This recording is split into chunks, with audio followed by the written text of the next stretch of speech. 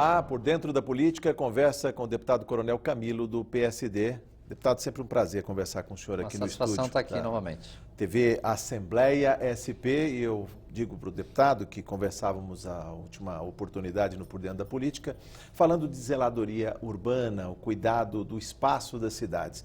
Mas hoje vamos falar de família, da frente parlamentar. Deputado, por que é importante que a família também chame para si alguns aspectos do morar nas cidades, do conviver, seja na rua, seja dentro de casa? Porque tudo começa dentro de casa, né? Ou seja, o exemplo vem até de dentro da própria casa. E o que nós vemos hoje é um pouquinho de, olha, não é problema meu, né? Os pais deixando para a escola achando que os pais deveriam ter ensinado, e na realidade todos nós, né? Família, escola e sociedade, devemos ser sempre fortalecedores da família, sempre estarem orientando, aumentar o sentimento de pertencimento da própria sociedade, né? Tudo nos pertence, pertence aos nossos filhos. Orientar e valorizar a família, porque é daí que nós vamos construir uma sociedade melhor. Vamos falar do lançamento da Frente Parlamentar da Família, da Cidadania e da Cultura, aliás, Casa Cheia. Veja na reportagem. Resgatar a tradição da família, promover valores éticos, morais e espirituais entre os jovens. São alguns dos objetivos da Frente Parlamentar da Família, Cidadania e Cultura. A frente foi lançada pelo deputado Coronel Camilo no ano passado e contará com mais de 20 deputados para propor projetos de lei voltados para a família, para a educação e para os jovens. Entre os temas mais importantes que serão discutidos na frente parlamentar estão as drogas e também o fortalecimento do PROERD, o Programa Educacional da Resistência às Drogas nas escolas.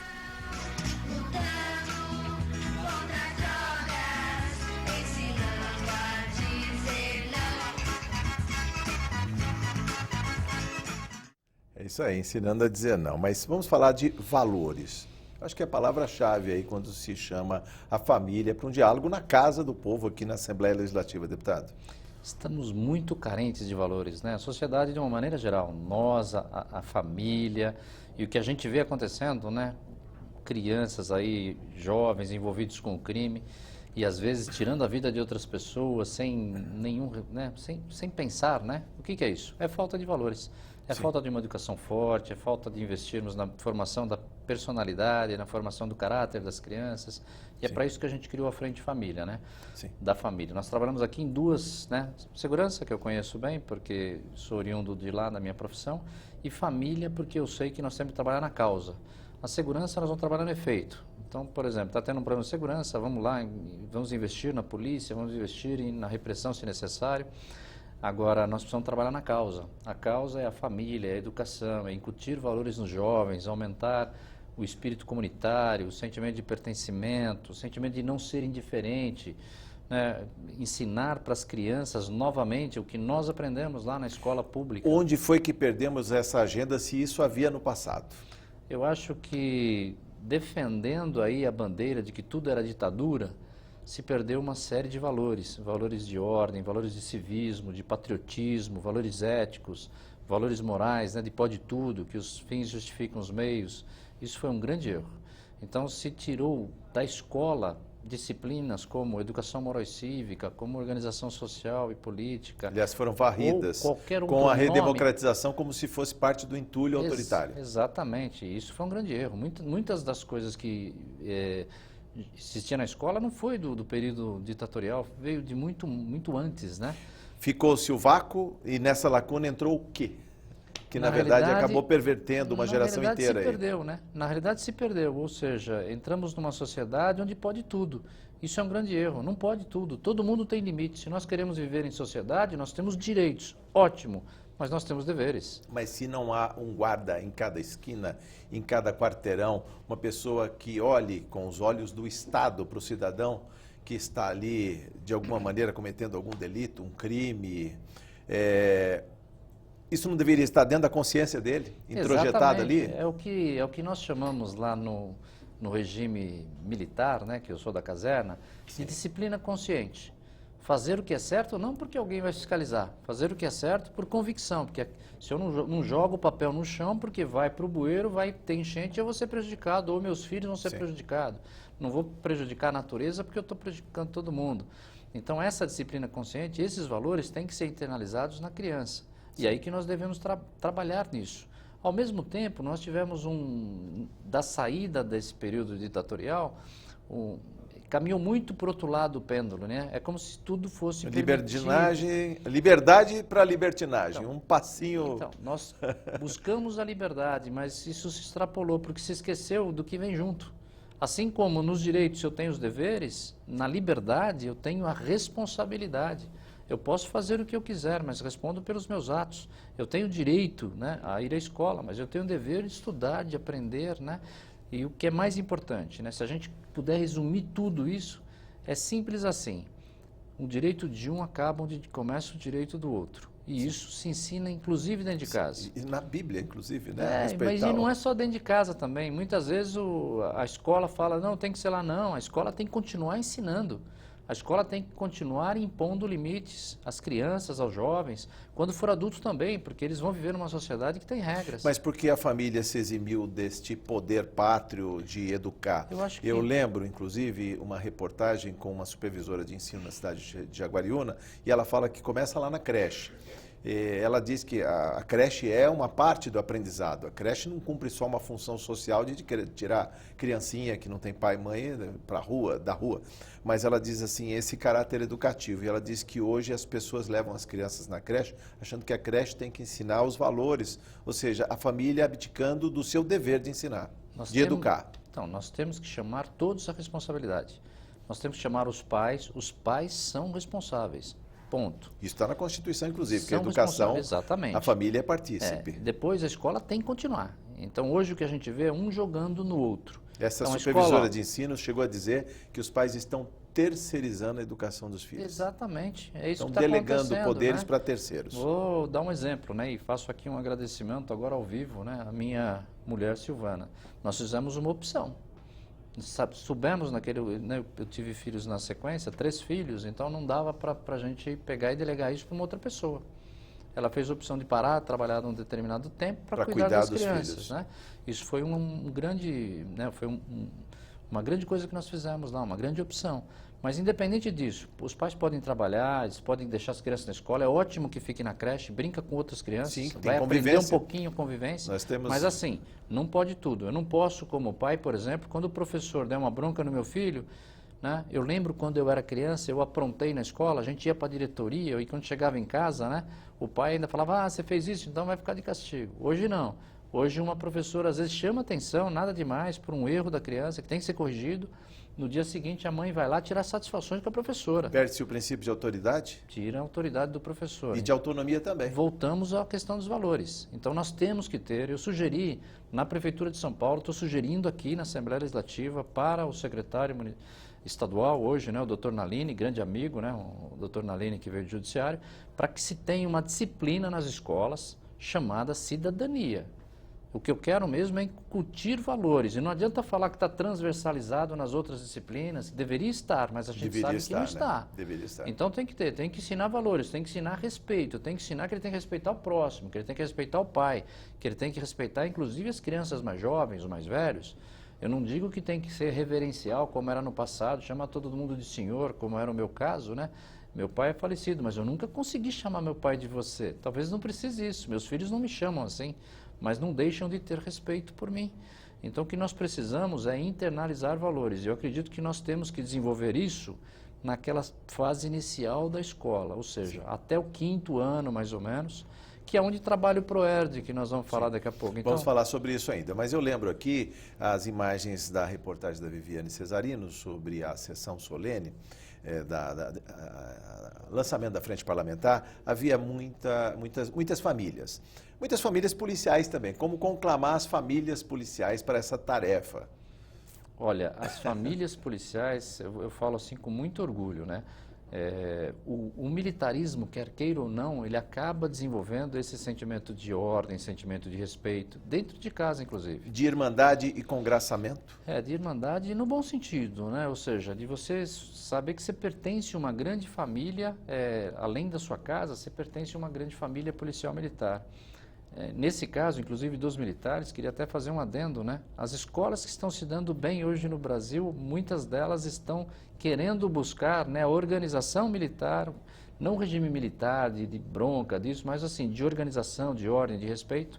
É o caso de escolas da Amazônia, né, escolas de Goiás. Mas aqui em São Paulo também, quando se valoriza a convivência familiar, inclusive eu lembro aqui o café da manhã com o comandante, quando a família vem participar. Isso faz a diferença? Faz a diferença, porque qualquer instituição, seja Assembleia, seja Reportagem, seja Advocacia, nós somos feitos, formados, qualquer instituição, ela é formada por pessoas. As pessoas, elas têm que ser respeitadas e bem tratadas, eu tenho que dar dignidade às pessoas. Como comandante-geral, a gente fez o café da manhã. Para aqueles que talvez não tenham conhecido essa prática que a polícia usa até hoje, a gente trazia o nível mais baixo lá da hierarquia policial, que era o soldado, o cabo, o sargento, para tomar café com o nível mais alto, que era o comandante-geral.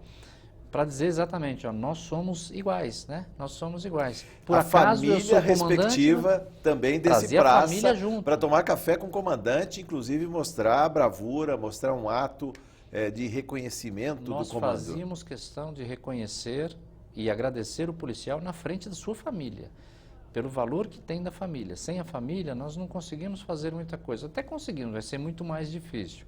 Então, nós valorizamos muito a família. E é isso que a frente pretende fazer, que isso seja multiplicado, como foi no passado. Sim. Né? A família foi sempre chamada de célula máter, sempre, mas hoje a gente está vendo que está um pouquinho esquecida. Sim. E o que é pior, em alguns momentos, alguns meios de comunicação colocam a família desestruturada como sendo normal. Esse normal. Não é paradigma nenhum. Não é o paradigma e não é. Não é. A maioria das famílias no Brasil inteiro, são bem constituídas? No mundo inteiro, são bem constituídas. Isso não quer dizer que tenha que ficar sempre com o mesmo pai e o mesmo mãe, não importa. Mas o que eu estou falando é assim, aquele que é o pai e a mãe exerce o seu papel, cuida dos seus filhos, está preocupado com os filhos, quer que eles sejam melhores, quer que eles vençam na vida, né? Sim. E, o que é mais importante, ensina valores. Não tem como eu não falar aqui de um exemplo que eu vejo de cultura, né, de preservação da família, do que o Japão. O Japão dá muito valor para a família, valor para os mais velhos. Eu visitei o Japão, tem algumas casas do Japão que elas têm lá o nome da família porque moram na mesma residência há 800 anos. Então eles dão muito valor para a família, muito valor para as crianças. Pasmem, professor até o 5º ano, que seria o equivalente ao nosso primário, no Japão, em muitas cidades ganham igual ou mais do que o professor universitário, dada a importância que eles dão para a formação do caráter da criança, porque isso vai fazer a diferença para o país no futuro. Falar em família, ainda dentro do contexto da família policial, e uma polêmica, mas uma boa polêmica, que foi a questão das crianças com farda, deputado. Tenho insistido nisso, tenho feito comentários para os jornais, hoje inclusive saiu ou seja, a gente está tentando dizer o seguinte: se a minha profissão é boa, se tem valores, eu quero passar isso para o meu filho. Então eu, como policial militar, né, eu quero que meu filho vista uma farda, né? Você como repórter, quer que seu filho te imite no futuro? O médico, por que eu posso vestir aí as crianças de médico, de doutores, de farmacêuticos, de dentistas, de advogados, e não posso vestir as crianças de policiais e de militares? Isso no mundo inteiro é assim. O militarismo é admirado no mundo inteiro. Pena que no Brasil sempre surge essa meia dúzia que é contra a internalização de valores nas crianças. Meia dúzia barulhenta, que vai até as redes, que protesta, que acha que é oprimir uma criança, que já associou, por exemplo, a farda com arma, como se aquilo fosse... Né? Chegaram a dizer, né, vou nem citar nome, mas chegaram a dizer que, por exemplo, que a algema é um instrumento de violência. Para com isso. A algema o policial vai usar no momento em que ele precisa imobilizar alguém, para proteger a própria sociedade. Então não tem, é para proteção da sociedade, não é um equipamento. É lógico, pessoal, se nós tivermos aí uso indevido, em qualquer profissão, o bisturi na mão do médico, o revólver na mão do policial, uma caneta ou um computador na mão do jornalista, uma caneta de um juiz, um jornalista que não leve a sério aí a sua profissão, nós vamos ter problema. Então o que nós precisamos é assim, incentivar bons valores, seja o que for. Né? Se ele for ensinar a ser um bom empresário, ensinar a ser um bom jornalista, ensinar a ser um bom advogado, e tudo passa por uma formação, por valores éticos e morais, para que ele possa trabalhar e possa conviver melhor. E vou mais longe, isso vai trazer felicidade. Quando ele consegue cumprir o seu dever e dormir sabendo que ele fez alguma coisa engrandecendo a sua sociedade, o seu país, tenho certeza que ele vai dormir melhor. O deputado Coronel Camilo, do PSD, já foi comandante-geral da Polícia Militar do Estado de São Paulo. Eu queria que o senhor falasse um pouco do PROERD. A gente viu na reportagem, mas eu queria que o senhor falasse um pouco da capilaridade num programa como esse. Muita gente hoje diz que a escola está perdida, está refém, porque a droga chega e avança aos muros, né? As mochilas, os alunos são cooptados, muitos estão ali, não veem razão de ser na educação, acham que a vida dele não vai melhorar estudando, aprendendo, e aí para o crime sempre há vagas, deputado. Sem sombra de dúvida. E aí o que acontece? Por que o PROERD serve de antídoto? O PROERD é um grande programa, chama Programa de Resistência às Drogas e à Violência. Ele é um programa que se faz nos jovens, nas crianças até 12 anos. Um policial militar vai durante um tempo, normalmente um mês e meio na escola, ensina a resistir às drogas, partindo do princípio que hoje, com a comunicação que nós temos, com o relacionamento que nós temos, seja por redes sociais, seja nas próprias escolas, vão oferecer drogas para as crianças. É questão de tempo, alguém vai se aproximar. O que é pior, vão oferecer as drogas longe das vistas dos pais, dos professores, da sociedade, vai ser escondido num cantinho, e aí quando a gente percebeu, a criança já está envolvida na droga. Mais uma coisa muito grave, o crime cada vez mais está cooptando crianças para que desde da tenra idade participe do crime. Tá? E como? Demonstrando que com aquilo ele vai ter um tênis melhor, ele vai ter, é a política da ostentação aí, né? A forma da ostentação. E do imediatismo também.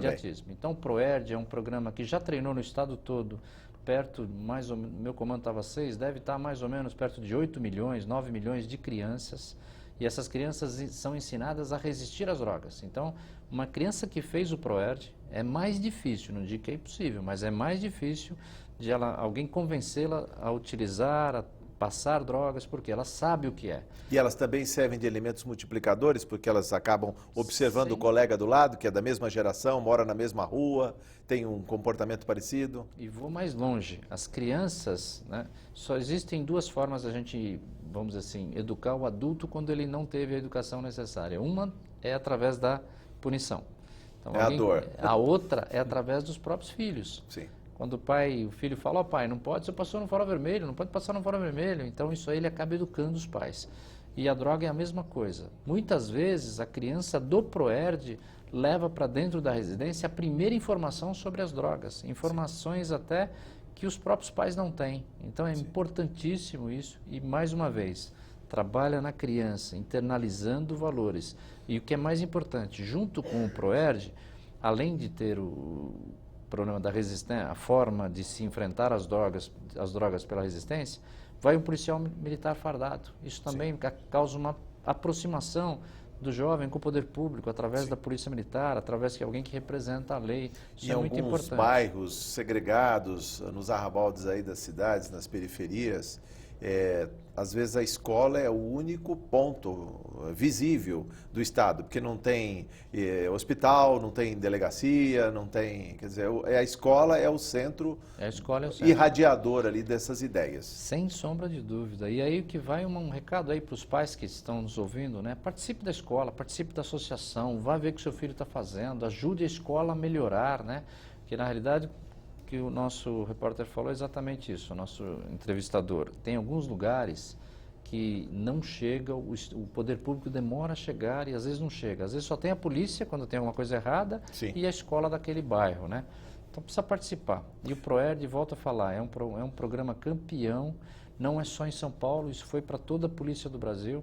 Todas as polícias militares fazem esse programa e ensinam os jovens a resistir. Tenho certeza absoluta que muitos jovens não entraram nas drogas, por causa desse programa. E como o jovem diz não, deputado, quando na verdade existe uma glamorização das drogas na sociedade, nos filmes de maneira geral, o acesso muito fácil, essa possibilidade de arregimentar recursos, pessoas, de mudar de vida rapidamente, e para muitos que estão ali nas periferias, talvez seja a única via. Primeiro que ele está vendo na frente dele um policial, alguém que representa a lei, que no ponto de vista da criança, alguém bem sucedido, que já Sim. tem uma profissão, isso é importante. É Fez suas escolhas na vida. Um exemplo. Tá. Segundo, que ele conhece a droga.